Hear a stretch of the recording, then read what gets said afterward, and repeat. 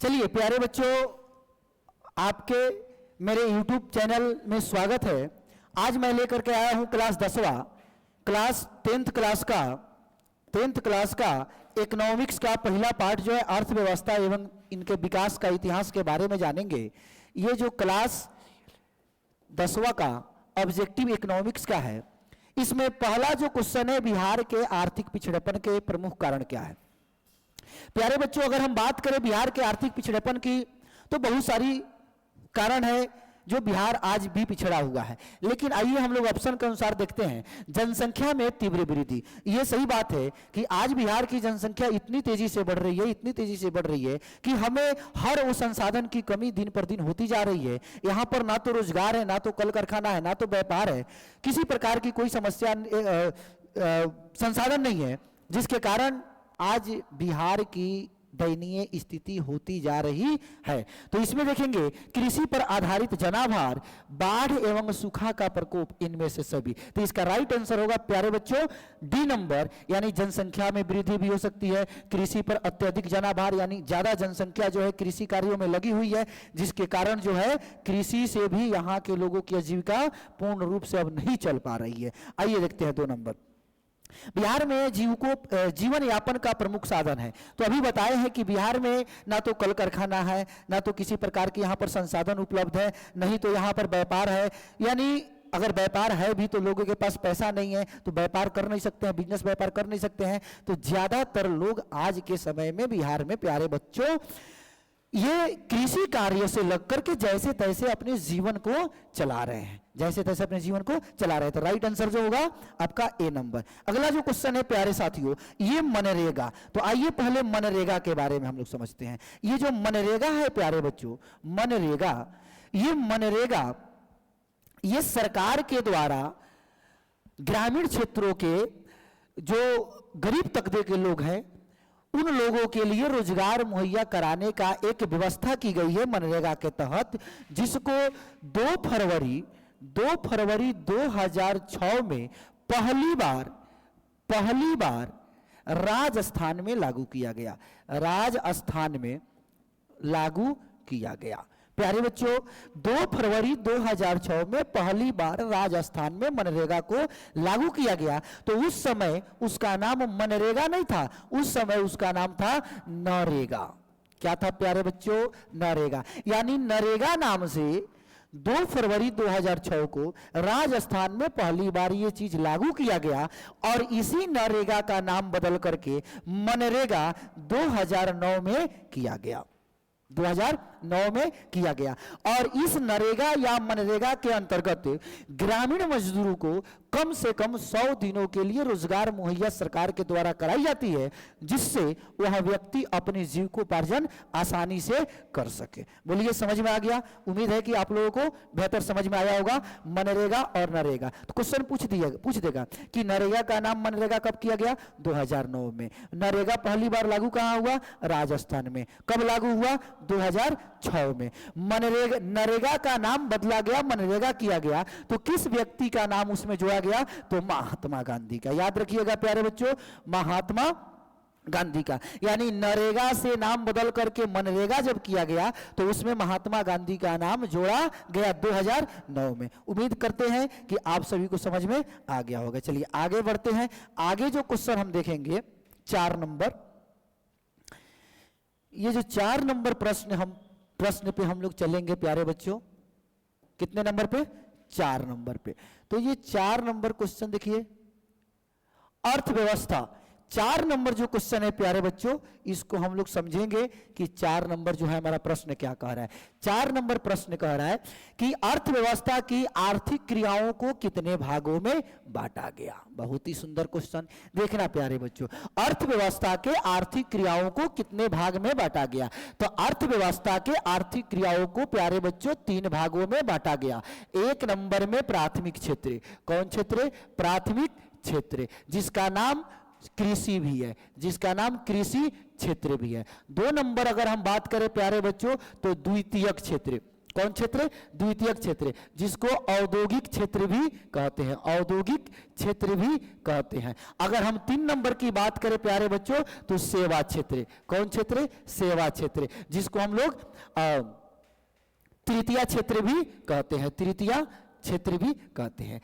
अर्थव्यवस्था की आर्थिक क्रियाओं को कितने भागों में बांटा गया प्यारे बच्चों? 3 भागों में बांटा गया। पहला का नाम प्राथमिक क्षेत्र या कृषि क्षेत्र, दूसरा का नाम द्वितीयक क्षेत्र या औद्योगिक क्षेत्र, तीसरा का नाम सेवा क्षेत्र या तृतीयक क्षेत्र। चलिए आगे हम लोग बढ़ते हैं, इसके बारे में फिर हम आप लोग से समझाएंगे प्राथमिक क्षेत्र क्या है, द्वितीयक क्षेत्र क्या है और तृतीयक क्षेत्र क्या है। आइए समझ लेते हैं। प्राथमिक क्षेत्र के अंतर्गत आपके अंदर प्यारे बच्चों किसी भी प्रकार के पालन हो, जैसे मुर्गी पालन, मछली पालन, कछुआ पालन, गाय पालन, भैंस पालन, खनन भी, जो भू पर जमीन के अंदर हम खनन करके कोयला निकालते हैं, अभ्रक निकालते हैं, विभिन्न प्रकार की धातुएं निकालते हैं, उसी खनन को प्राथमिक क्षेत्र या कृषि क्षेत्र के अंतर्गत रखा गया है। औद्योगिक क्षेत्र जितने भी होते हैं प्यारे बच्चों, उद्योगों में जो वस्तुएं बनते हैं उद्योगिक क्षेत्र में, उसे हम लोग द्वितीयक क्षेत्र या औद्योगिक क्षेत्र कहते हैं। जैसे हम बात करें प्यारे बच्चों, चिमनी आ जाएगा, चीनी मिल आ जाएगा, बड़े बड़े साइकिल उद्योग आ जाएगा, बाइक उद्योग आ जाएगा, कार उद्योग आ जाएगा, बर्तन उद्योग आ जाएगा, यानी जितने भी कल कारखाने हैं प्यारे साथियों वह द्वितीयक क्षेत्र के अंतर्गत आएगा। अब देखेंगे ये जो सेवा क्षेत्र है प्यारे बच्चों, इस चीज को अगर हम देखें, सेवा क्षेत्र को, किस क्षेत्र को? तो सेवा क्षेत्र अगर हम देखें तो यह 2 भाग में होगा। कितने भाग में? 2 भाग में। एक सरकारी और एक गैर सरकारी, एक सरकारी और एक गैर सरकारी। सरकारी क्षेत्र भी सेवा क्षेत्र के अंतर्गत आएगा, गैर सरकारी भी सेवा क्षेत्र के अंतर्गत आएगा। प्यारे साथियों, जैसे मैं मान लो आप लोगों को पढ़ा रहा हूं, तो मैं सरकारी तो नहीं हूं, गैर सरकारी हूं, तो मैं भी सेवा क्षेत्र के अंतर्गत ही आऊंगा, सेवा क्षेत्र के अंतर्गत ही आऊंगा। एक और चीज सुनिएगा आज के समय में बच्चों, कि आज के भारत के अगर आय में देखें, राष्ट्रीय आय में देखें, तो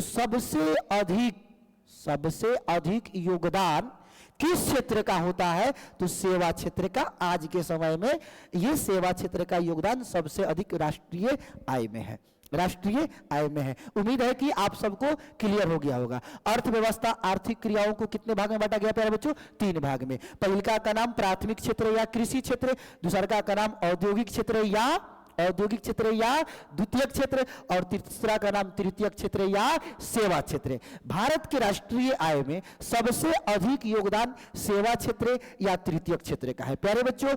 अब प्राथमिक क्षेत्र का मतलब बता दिए, खनन आ जाएगा, किसी भी प्रकार के पालन आ जाएगा, वन आ जाएगा, मुर्गी पालन, मछली पालन, ये सब इसी के अंतर्गत आ जाएगा। चलिए आगे बढ़ते हैं, उम्मीद है कि आपको समझ में आ गया होगा। चलिए इसका कमेंट में आप लोग फटाफट इसका आंसर बताइए कि अर्थव्यवस्था की आर्थिक क्रियाओं को कितने भागों में बांटा गया है। अभी मैं आपको समझा दिया, इसका आंसर आप लोग कमेंट बॉक्स में जल्दी से कमेंट करके बताएं कि इसका आंसर 4 नंबर का आंसर क्या होगा। अभी मैं आपको सब बता दिया, आप बताइए। अगला क्वेश्चन पे चलते हैं। बिहार में किसकी प्रधानता है? बहुत ही सुंदर क्वेश्चन। बिहार में किसकी प्रधानता है प्यारे बच्चों? तो उद्योग तो है ही नहीं, पहले ही बताए हैं। खनिज भी उतना है ही नहीं, पहले ही बताए हैं। पशुपालन थोड़ा बहुत है, लेकिन मुख्य रूप से क्या है, किसकी प्रधानता है प्यारे बच्चों? कृषि का। तो इसका राइट आंसर क्या होगा? कृषि होगा। अंग्रेजों ने भारत पर क्या किया? बहुत ही सुंदर क्वेश्चन। अंग्रेजों ने भारत पर क्या किया? तो मेरे देखने से अगर देखा जाए प्यारे बच्चों, तो अंग्रेजों ने भारत में शोषण के साथ साथ विकास भी किया। अंग्रेजों ने भारत में विकास भी किया, लेकिन ज्यादा महत्व वह शोषण पर देते थे, लोगों पर अत्याचार करने पर देते थे। इसलिए प्यारे साथियों, इसका आंसर हम कहेंगे शोषण होगा। हालांकि ए और बी ऑप्शन दोनों दिया है, तो विकास तो किया ही किया, लेकिन सबसे ज्यादा महत्व उनका उद्देश्य ही था शोषण करना। तो इसलिए मेरे ख्याल से प्यारे बच्चों, आंसर जो होगा शोषण होगा। विकास तो किया, इसको हम कतई नहीं नकार सकते हैं। अंग्रेजों ने भारत में रह करके विकास किया, लेकिन वो ज्यादा महत्व किस पर देते थे? शोषण पर। उनका उद्देश्य क्या था? शोषण था। इसलिए प्यारे बच्चों, इसका राइट आंसर होगा शोषण। फिर आगे बढ़ते हैं 5 नंबर पे। 5 नंबर पे अगर हम प्यारे बच्चों चलेंगे, तो ये 5 नंबर जो प्रश्न है, कितने नंबर? 5 नंबर। 5 नंबर प्रश्न को अगर हम देखें प्यारे बच्चों, 5 नंबर तो खत्म, 6 नंबर पे, 6 नंबर भी खत्म, 7 नंबर पे आइए। भारत के पड़ोसी देश प्यारे बच्चों, भारत के पड़ोसी देश। तो भारत के पड़ोसी देश को अगर हम बात करें, भारत के पड़ोसी देश में किस देश की प्रति व्यक्ति आय सबसे अधिक है? भारत के पड़ोसी देश में किस देश का प्रति व्यक्ति आय सबसे अधिक है? इस प्रकार अगर हम देखें प्यारे बच्चों, तो 7 को जो है आपका पड़ोसी देश है और 2 जलीय पड़ोसी देश है। 2 जलीय पड़ोसी देश है, 2 जलीय पड़ोसी देश है प्यारे बच्चों, और 7 को कौन देश है?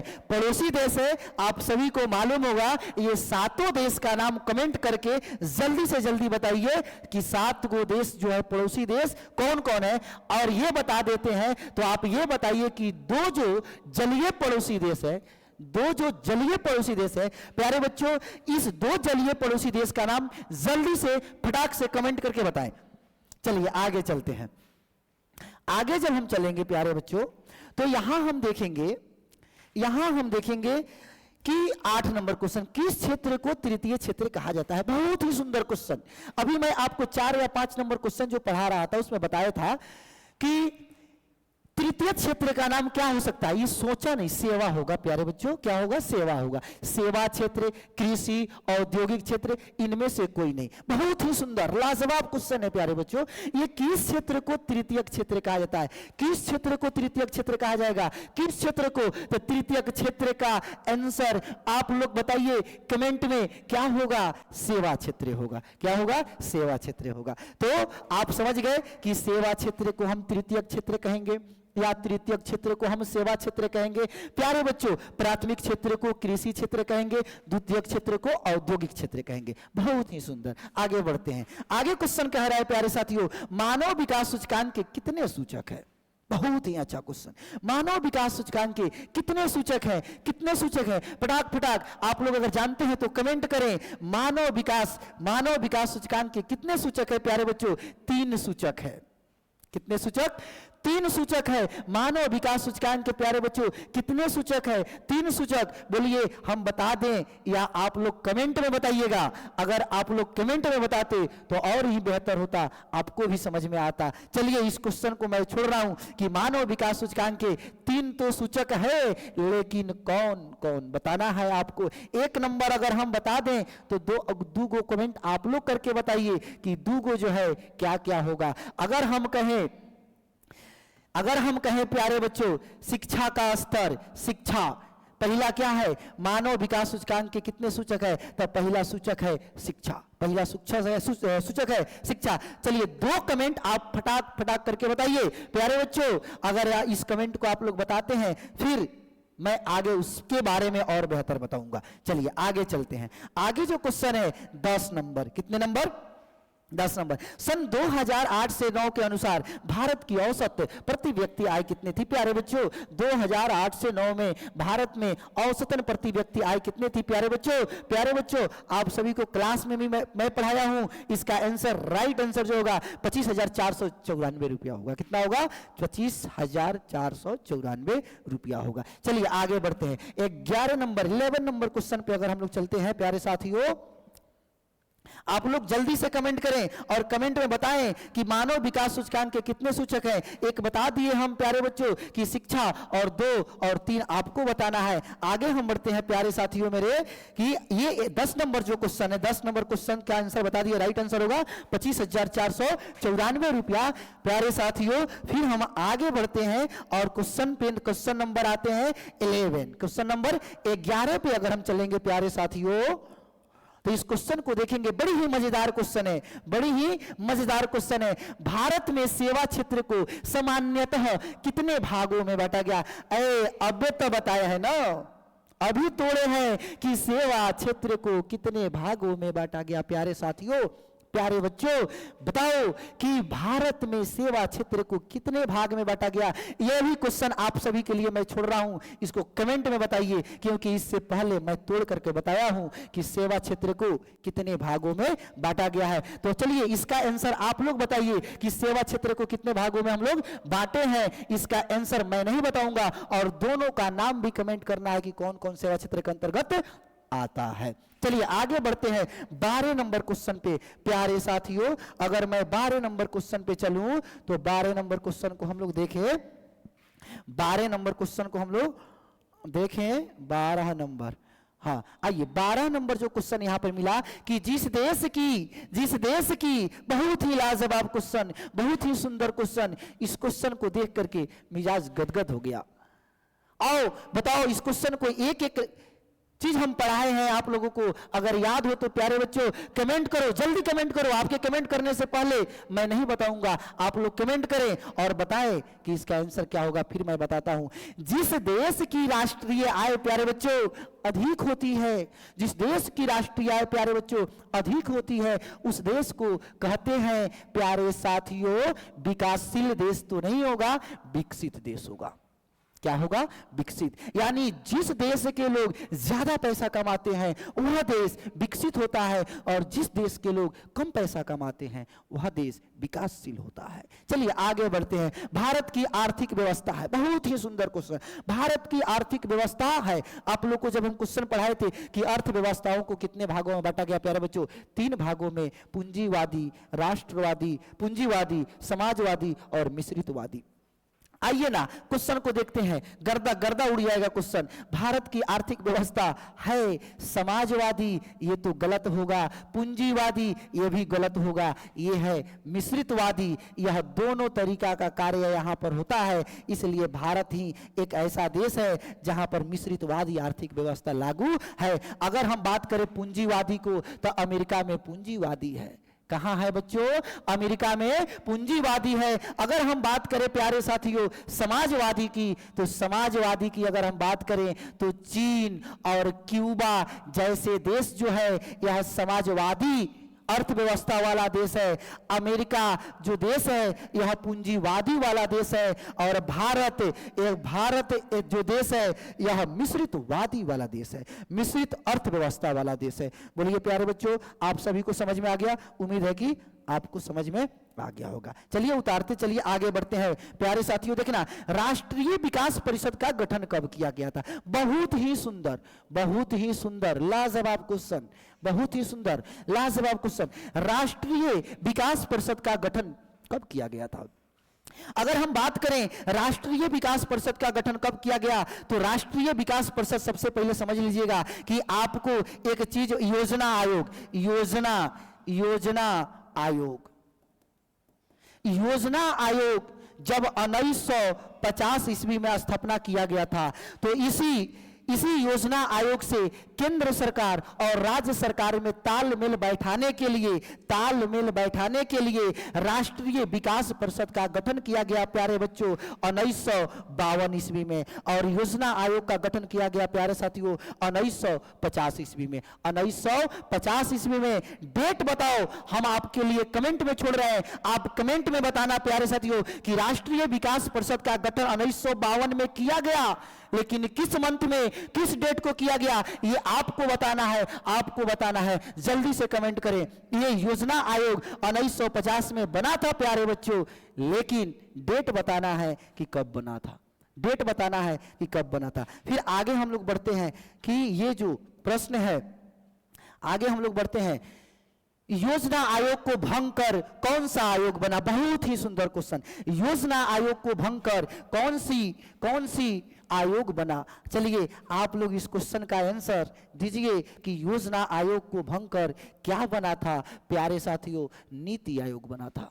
क्या बना था? नीति आयोग बना था। योजना आयोग को आपसे बताए थे कि योजना आयोग का स्थापना 1950 ईस्वी में जब किया गया, तो केंद्र सरकार और राज्य सरकार के बीच तालमेल बैठाने के लिए राष्ट्रीय विकास परिषद का गठन किया गया 1952 ईस्वी में, और इसी योजना आयोग का नाम बदल करके नीति आयोग किया गया। जानते हो कब प्यारे बच्चों? अगर आप जानते हैं तो 2 शब्द हम लिखे और 2 शब्द आप लोग लिख करके बताइए कि यहां कौन सा शब्द भरे कि वहां पर नीति आयोग का गठन किया गया था। योजना आयोग का नाम भंग कर बदलकर नीति आयोग 2000 कब किया गया था? हम नहीं बताएंगे, आप लोग प्लीज कमेंट करें और बताएं कि क्या कब हुआ था। आगे बढ़ते हैं। इनमें से किस देश में मिश्रित अर्थव्यवस्था है? अभी बताएं प्यारे साथियों, मेरे प्यारे साथियों, अभी बताएं कि इनमें से किस देश में मिश्रित। बहुत ही सुंदर क्वेश्चन। अमेरिका। अमेरिका में कैसे होगा? अमेरिका तो बहुत आगे है। यहां होगा ये पूंजीवादी है। कौन वादी? पूंजीवादी अर्थव्यवस्था। चीन प्यारे साथियों ये समाजवादी अर्थव्यवस्था है और ये भारत मिश्रित है। भारत क्या है प्यारे बच्चों? मिश्रित है। तो इसका राइट आंसर बता दो कि इनमें से किस देश में मिश्रित अर्थव्यवस्था है। तो हमारा राइट आंसर प्यारे बच्चों भारत होगा, यानी ऑप्शन नंबर सी। उम्मीद है कि आप सभी बहुत बेहतर तरीका से समझ रहे हैं। अगर अच्छा लगे तो लाइक कमेंट जरूर कीजिए और शेयर भी अपने दोस्तों में कीजिए। आगे बढ़ते हैं प्यारे बच्चों, कृषि कार्य में महिलाओं की भागीदारी कितनी है? कृषि कार्य में महिलाओं की भागीदारी कितनी है प्यारे साथियों? तो इसका राइट आंसर होगा 40%। कितने परसेंट? 40%। आगे बढ़ते हैं, अगर हम आगे देखें क्वेश्चन नंबर कितना प्यारे साथियों? 18। क्वेश्चन नंबर कितना प्यारे साथियों? 18। इनमें से कौन आर्थिक विकास क्षेत्र से संबंधित नहीं है? बहुत ही सुंदर क्वेश्चन, बहुत ही सुंदर क्वेश्चन है। इनमें से कौन आर्थिक विकास क्षेत्रों में संबंधित नहीं है? आइए, सेवा क्षेत्र, कृषि क्षेत्र, सेवा क्षेत्र, उद्योग क्षेत्र। आप पढ़े हैं आर्थिक विकास के कितने भाग? 3 भाग। पहिलका के नाम कृषि क्षेत्र, दूसरका के नाम औद्योगिक क्षेत्र और तीसरका के नाम सेवा क्षेत्र। तो आई जौन एगो लास्ट में लौकता कौन चीज? सहकारी क्षेत्र।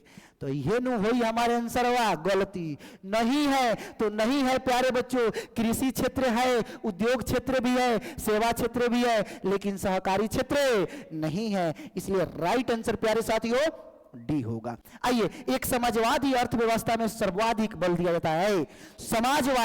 समाजवादी यानी पूरे समाज के लोगों के लिए व्यवस्था की जाती है, पूरे समाज का हक अधिकार होता है। तो आइए समझते हैं आर्थिक स्वतंत्रता पर, उत्पादन कुशलता पर, अधिकतम लाभ पर, लोक कल्याण पर। यानी एक समाजवादी अर्थव्यवस्था में सबसे अधिक बल लोक कल्याण पर दिया जाता है। सभी लोगों का कल्याण करने के लिए योजनाएं बनाई जाती है, किसी भी प्रकार की संसाधनों का उपयोग करने के लिए बताया जाता है, सभी लोगों के लिए उसमें चिन्हित नहीं किया जाता है। बहुत ही सुंदर क्वेश्चन।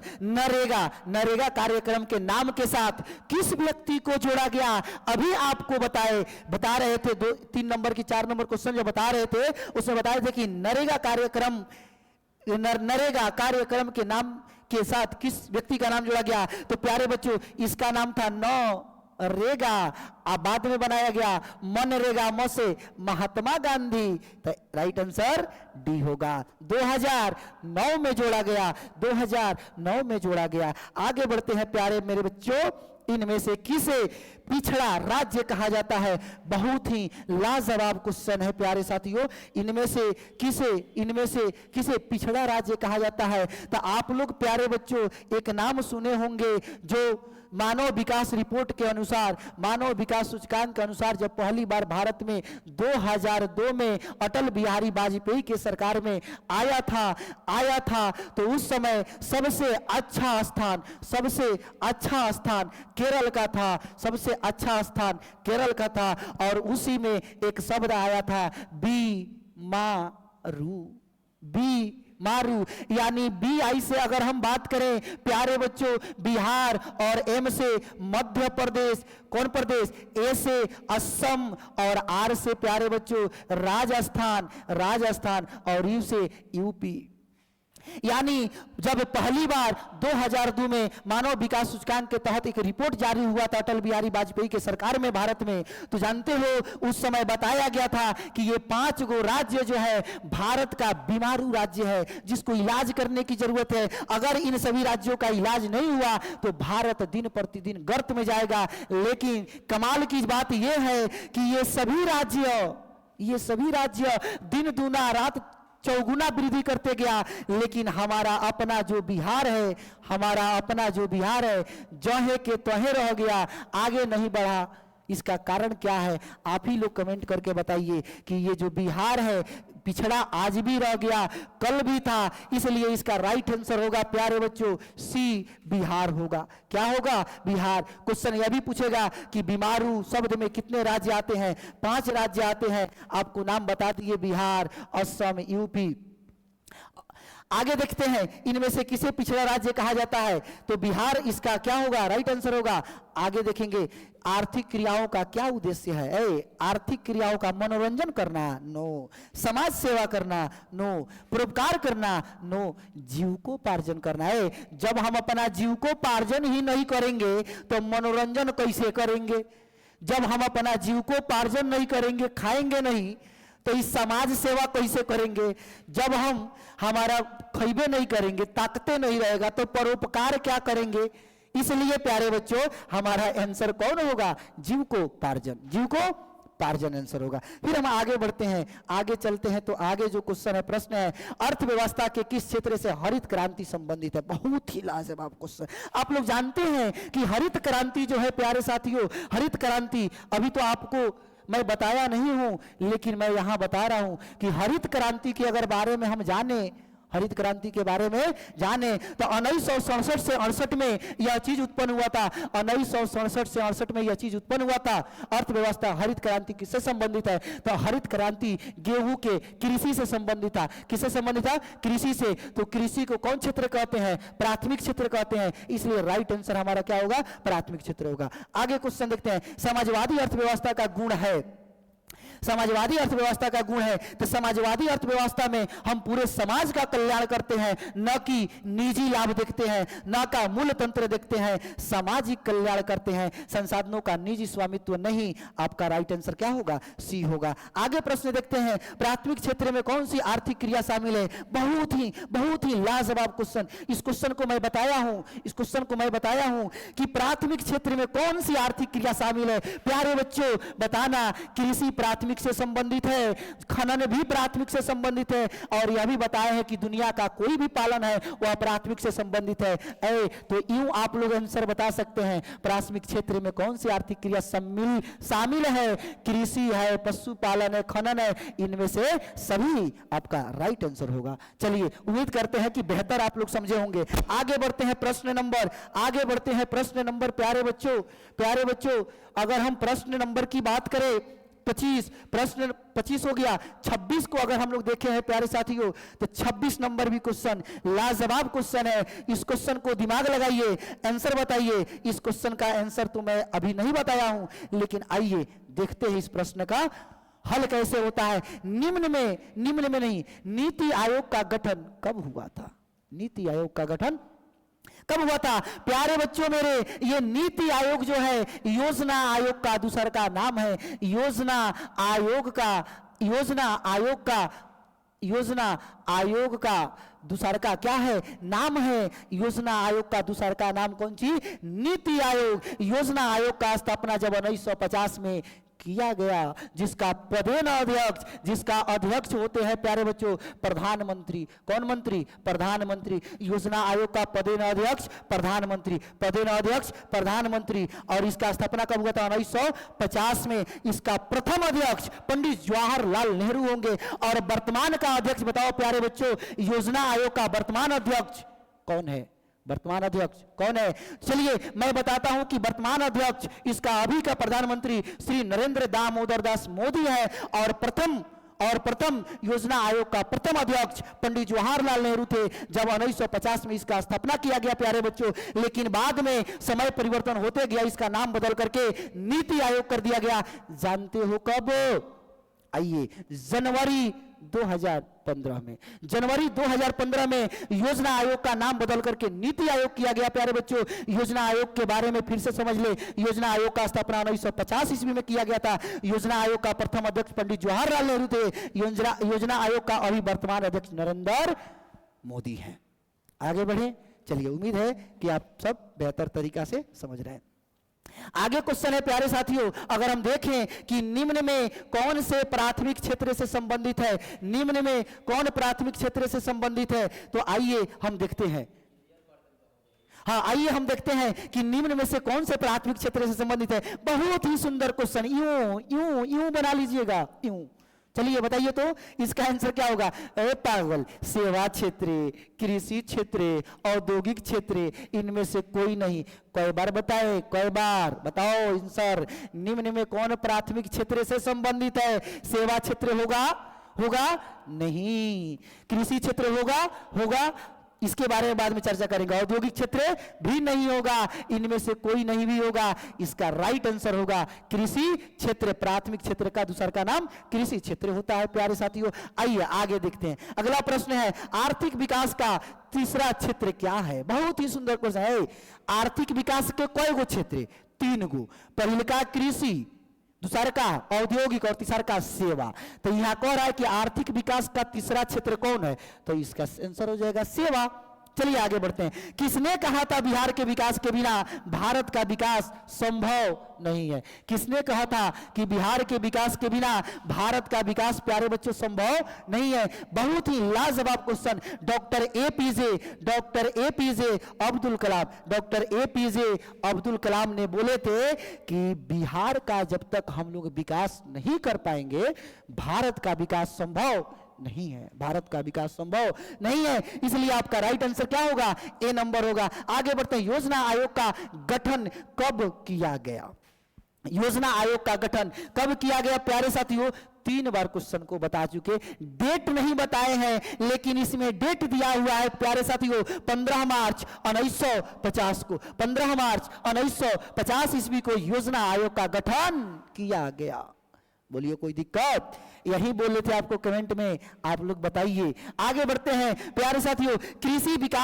कृषि का विकास करना किस पंचवर्षीय योजना का मुख्य उद्देश्य? बहुत ही सुंदर क्वेश्चन। कृषि के विकास करना किस पंचवर्षीय योजना से संबंधित है? आइए समझते हैं। पहली बार पंचवर्षीय योजना की शुरुआत 1951 से 1956 हुआ था। पहला पंचवर्षीय योजना 1951 से 1956 में प्यारे साथियों। दूसरा का 1956 से 1961।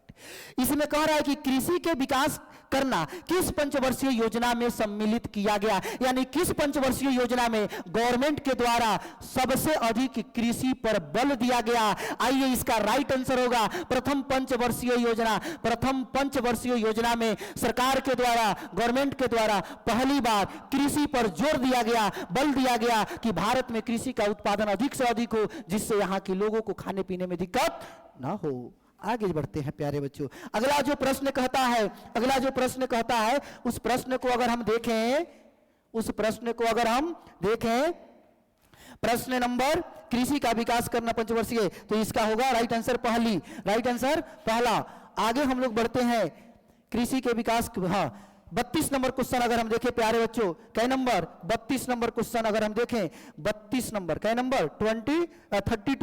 32 नंबर प्रश्न। मानव विकास सूचकांक रिपोर्ट प्रकाशन निम्न में किसके द्वारा किया जाता है? बहुत ही लाजवाब क्वेश्चन कि मानव विकास जो सूचकांक है HDI है, ह्यूमन डेवलपमेंट इंडेक्स जो है, HDI जो है प्यारे साथियों, HDI का प्रकाशन कौन करता है प्यारे साथियों? तो UNDP संस्था के द्वारा की जाती है। UNDP संस्था के द्वारा की जाती है। तो राइट आंसर क्या होगा प्यारे साथियों? सी नंबर होगा। क्या होगा? C number. अगला प्रश्न देखते हैं 33। भारत का पहला मानव विकास रिपोर्ट किस प्रधानमंत्री के द्वारा जारी किया गया था? बहुत ही सुंदर क्वेश्चन। हम बताए हैं प्यारे बच्चों कि जब भारत के प्रधानमंत्री अटल बिहारी वाजपेयी 2002 ईस्वी में थे, कितने? 2002 ईस्वी में, तो पहली बार मानव विकास सूचकांक रिपोर्ट अटल बिहारी वाजपेयी की सरकार में भारत में जारी किया गया था। और उसी समय यह बताया गया था प्यारे बच्चों कि सबसे अच्छा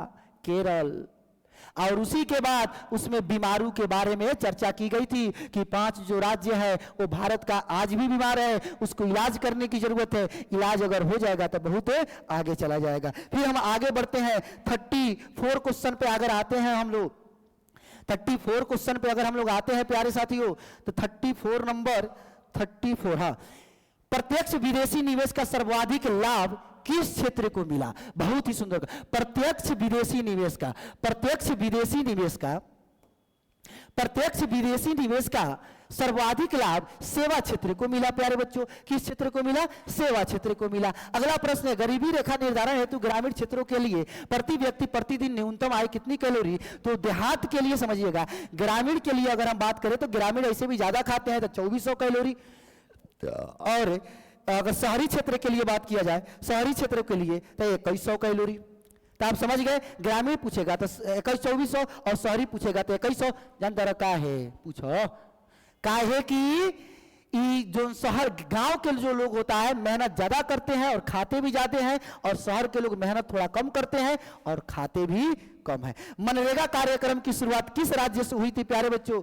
राजस्थान से। चलिए, उम्मीद करते हैं कि आप सभी को अगर मेरा वीडियो अच्छा लगे तो please like, subscribe and comment जरूर करें। फिर अगला कल मैं आप सभी के बीच लेकर के आऊंगा इकोनॉमिक्स का पार्ट 2। ऐसे ऐसे पूरी किताब का हिस्ट्री, ज्योग्राफी और इकोनॉमिक्स, पॉलिटिकल का मैं पूरे ऑब्जेक्टिव आपको साथ कराऊंगा, एक एक प्रश्न कराऊंगा। कल मैं लेकर के आऊंगा आपको इकोनॉमिक्स पार्ट 2 का ऑब्जेक्टिव क्वेश्चन। चलिए फिर मिलते हैं। जय हिंद, जय भारत।